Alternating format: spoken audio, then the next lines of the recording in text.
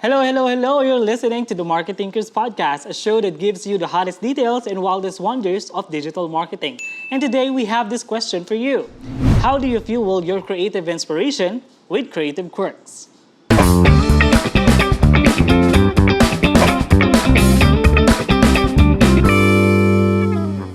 In today's episode, we are joined by a very special guest.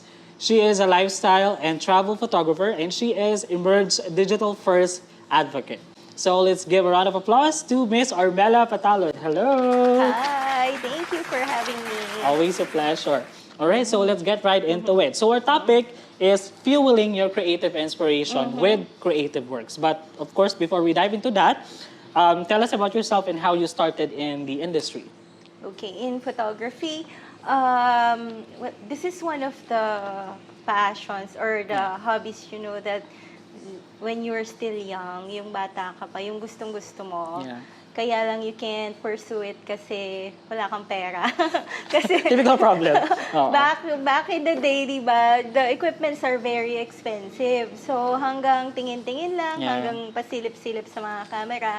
Until the time na I was able to buy my own, hindi man siya point and shoot yung nilalagyan pa siya ng film. Film, oo. Yun. And ang mahal-mahal ng film, di ba? So, I have to save money for the film and then go out and shoot. Tapos tinitipid-tipid mo ba yun? Tapos you have to have it develop. So, it was one of those parang dreams na you have to set aside because of money. And then, when I was able to work, I was fortunate enough to work for a project development company whom I had a boss. I was writing case studies for mining companies at that time. And then, he said na you should also learn how to take photos. So, doon nag-start. He sent me to school, to a photography school. So, yun, nag-start doon. And then, when I moved to Clark, napunta ako sa Quirks.com. So it's a one of the first online lifestyle magazine. And there, from case studies, napunta ako sa travel, lifestyle, and food. So I basically stayed in that niche, in that genre for so many years. So from yung gusto mo lang gusto mo lang na hobby, napunta sa naging trabaho mo until yun, now I am practicing it both for work and for pleasure. That's nice. Something that you wanted to do since before. Then ngayon ginagawa mo na siya both for personal and professional work. Yes. That's nice. But with over the years of experience, do you have this like unique style or approach in your design or in your photography? Yes. I think every photographer, if you are following a certain photographer, you follow them because of their images. May mga photographers ka kasing fina-follow because of may mga kilalang photographers na they are known for their black and white portraits. Meron yung may mga boudoir portraits. Meron din mga kilala for weddings like si Jason Magbanwa, di ba? He's known for his weddings. So, each has their own parang unique or pag nakita mo yung picture, alam mo si ano yan. Correct. Si ano yan, gano'n. So, for me, meron naman. I'm still developing it. And what's unique about my approach, I guess, is that every shoot, I make sure that there is a concept. Unfortunately, I'm not one of those photographers na ilalagay mo lang sa location and then shoot na lang ng shoot. Correct. Because before I shoot, binubuo ko muna sa isip ko kung ano yung magiging itsura. Kung ano yung buhok ng model ko, kung ano yung makeup niya. Or kung sa food man, is it parang dito sa beefs ngayon, late afternoon, saan tumatama yung ilaw, anong itsura ng restaurant sa ganitong time, ganon. So that I know kung ano yung magiging itsura ng photos ko. Okay. So, so lahat ng photographer or creative people, meron kanya-kanyang unique style. But how does, that creative quirk make your creative work stand out? So, parang nakakilala ka with that unique style. Yes, I'm not really sure. Pero, yung mga kaibigan ko kasi, pag nag-shoot ako, for example, sa restaurant, kahit hindi ko sinasabi na ako yung nag-shoot nun, alam nila, yung parang, uy, pitik na Armela yan.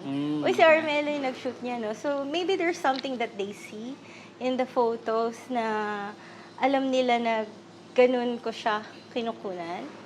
So, yun. So, meron ka nung parang branding or unique na Oo. I like description. I like rustic shots, yung masyado na full of contrast, yun. I like, kahit food pa siya or product, I like taking dramatic photos. Yung tipong, pag nakita mo siya, it's not just another product, but yung gusto ko, meron siyang naiiwang feeling dun sa nakakakita na like, if it's food, kung pwede nga lang pag nakita nila yung mag-order na sila agad. Yung ganon. Or if it's a product, yung talagang they would look it up online so that they would buy the product. Yung ganon. Yeah, that's good. Okay, so going back to the years of experiences, yung mga na-build up, some creative people don't really push their passion for creative kasi they are afraid of failing or failure. So how do you ipaintindi sa kanila that failure is part of the process? Oo, failure naman talaga is part of the process kasi nobody's perfect. Yeah. Nobody can take it, nobody can do it perfectly in one take. Correct. Lahat naman tayo. If you want, yung quality hindi siya nabibuild overnight. Yeah. So it takes, especially in photography, it takes a lot of practice, investment in your time, and in your money, Yes. in your effort, pagod, lahat yon. Kasi, yun nga, photography is not something that you learn overnight. Yung failure mo, yung pag-develop mo as a photographers, maraming kasamang failures And talaga. hardships. And hardships, Yeah. yes. Kasi pwedeng mag-start ka sa wedding, tapos napunta ka sa product, tapos bigla naging real estate photographer ka na. Kasi it's a process. So you find yourself, you find kung saan ka magaling, Yeah. na at the same time, saan ka masaya, Correct. saan ka kumikita. Parang it's, and it doesn't take not even months or weeks. It takes years. Ako, I've been shooting for 12 years and recently ko lang talaga na okay, dito na ako. Dito ako comfortable. Dito talaga dito ako nag-stand out. So, well, with over a decade of experience, ano yung mga usually na sources of inspiration mo? Or do you find inspiration from the most unexpected or unconventional places? Pag-crash ka. Oo. For me, it's travel. Travel talaga. Travel talaga. Kasi pag sobrang toxic na ng environment, pag pagod na, let's say, nag-shoot ako ng 1 week na puro commercial shoots, ganyan. Tapos, syempre, edit ka na. Tapos syempre, may problema ka rin sa bahay, sa friends mo, na-absorb mo yung mga mga problema nila. Pag dumarating ako dun sa point na overwhelmed ako, na hindi na ako, yung creative process ko is na it's being compromised, I really make it a point that I would stop and I would just pack my bag and go. and travel. Kahit saan lang yan. Wow. Kaya sinasabi nila, ang likot mo, nandiyan ka na naman sa ganyan. Ba't biyahe ka ng biyahe? But it's part of your process. It's part of my process na I need to detach myself for some time. Yeah. Tapos ikaw lang, yon. I do halos solo Solo traveling. travel. Oo, kasi. Tapos, yun. Because when you come back, parang it's part of your rest na rin. You can't do your best kung lagi kang pagod. Correct. You have Pero to... what's your favorite destination? Favorite destination ko dito sa Pilipinas. Dream destination is Batanes. Hindi pa ako nakakapunta doon. Same. But favorite destination ko so far sa lahat na napuntahan ko is Iloilo. Iloilo. I don't know why. Sabi ko nga, siguro Ilonggo ko nung past life ko. Pero nung first time kong mapunta ng Iloilo, sobrang na-inlove ako dun sa place. Kasi napaka-holistic ng living doon. Tapos yung mga tao, ang lalambing, ang babait. Oh, that's good. Well, nasabi mo na kanina, di ba? It's your personal passion, your hobby.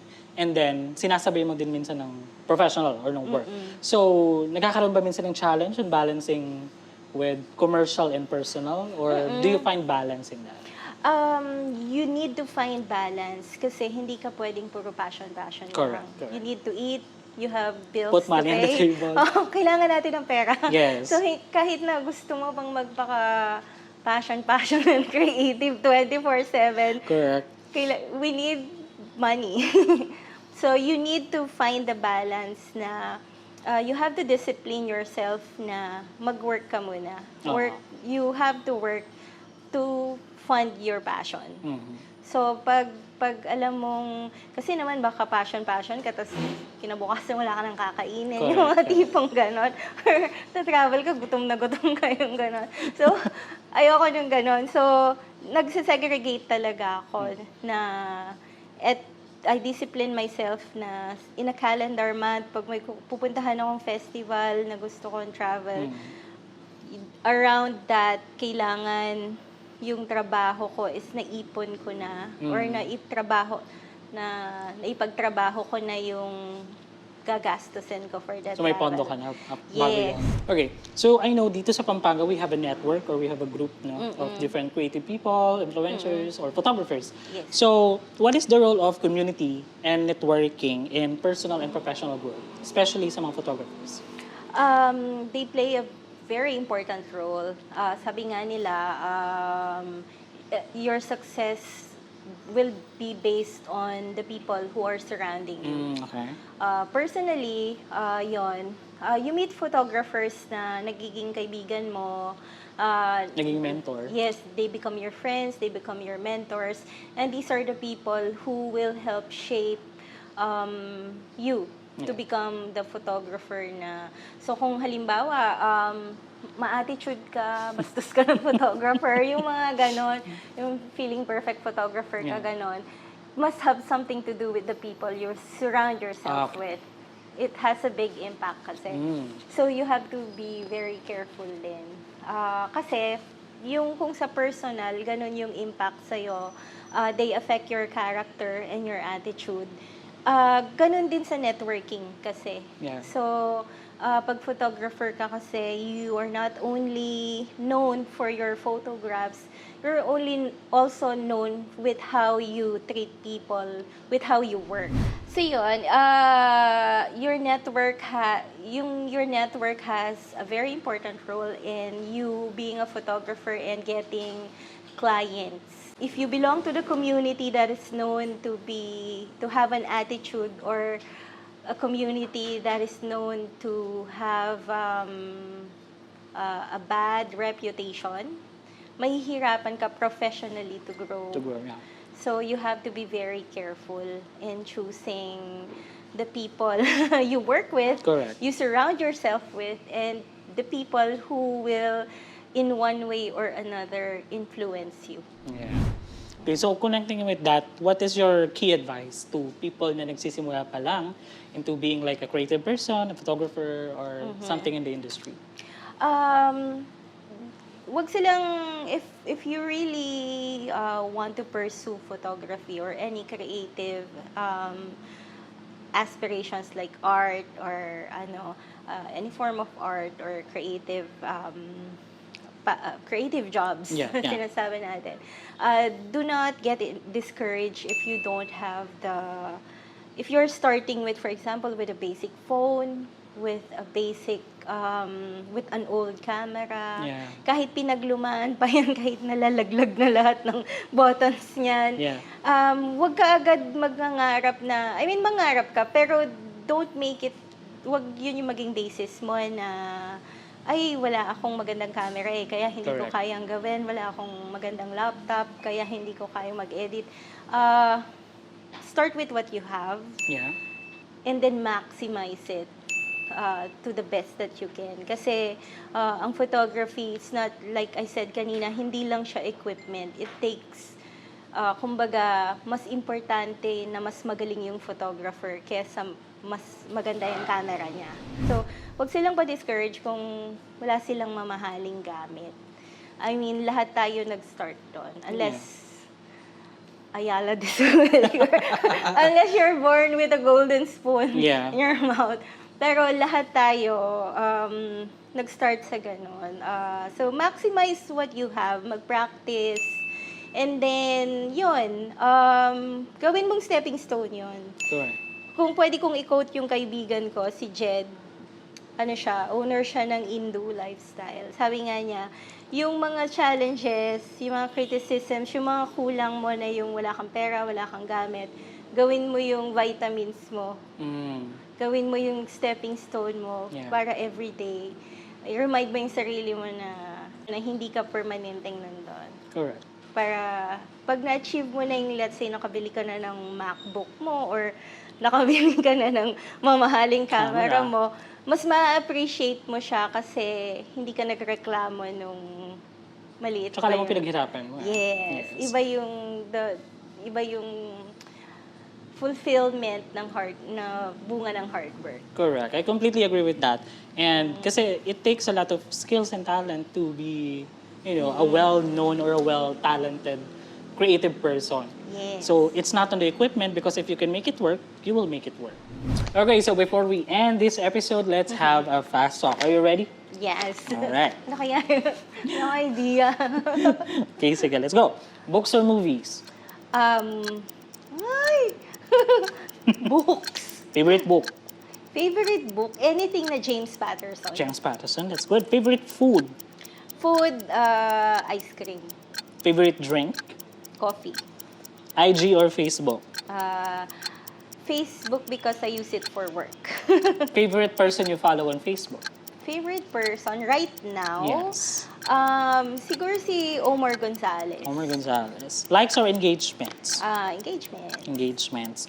When should you start using social media for business? ASAP. ASAP. Yes. And lastly, what are your thoughts on the digital-first approach? It's necessary. It's necessary. That is correct. All right, you have just listened to the MarkeThinkers podcast. Thank you so much, Armela, for joining Thank you us. for And having thank me. you so much, Beefs Smoke and Grill, for being our home for today's episode. So this is your MarkeThinker, Jim. And remember, digital first is the new rule. See you next time. Bye!